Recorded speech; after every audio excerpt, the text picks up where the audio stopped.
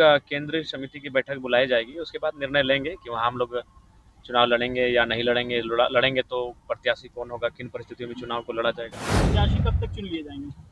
हमें लगता है कि एक सप्ताह के अंदर हम लोग की बैठक होगी और उस बैठक में ही इस बात का चर्चा हो जाएगा और मुद्दे वही रहेंगे। झारखंड कुछ दिनों से देख रहे हैं कि सब कुछ ठीक नहीं चल रहा है, तो महामहिम से उसी विषय पर चर्चा किया।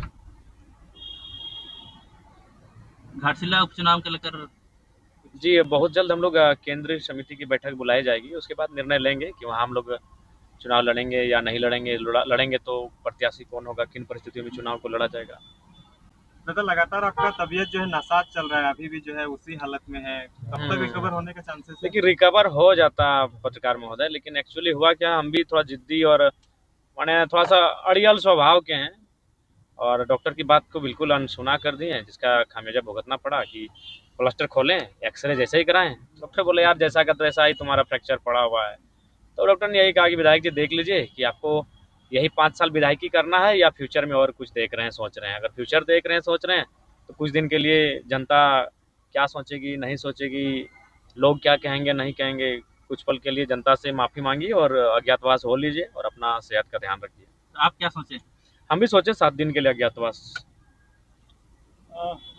दादा, कुर्मी जाति द्वारा एसटी सूची में जो मांग की जा रही थी उसके खिलाफ जो है आदिवासी समाज रांची में, मुराबादी में और प्रभात तारा मैदान में रैली करेगा और उसका पूरी तरीके से विरोध करेगा।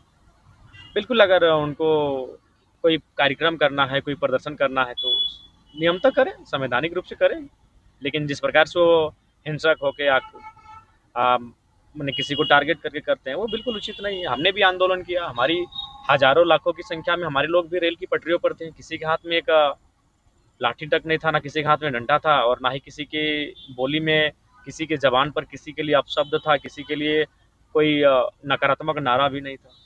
लेकिन आप ही के ऊपर टारगेट क्यों किया जा रहा है? बहुत सारे कुर्मी नेता उसमें गए थे रेल पटरी में। सभी गए लगभग, जो जेएमएम को छोड़कर जितने भी कुर्मी नेता हैं उनका खुला समर्थन है, वो गए।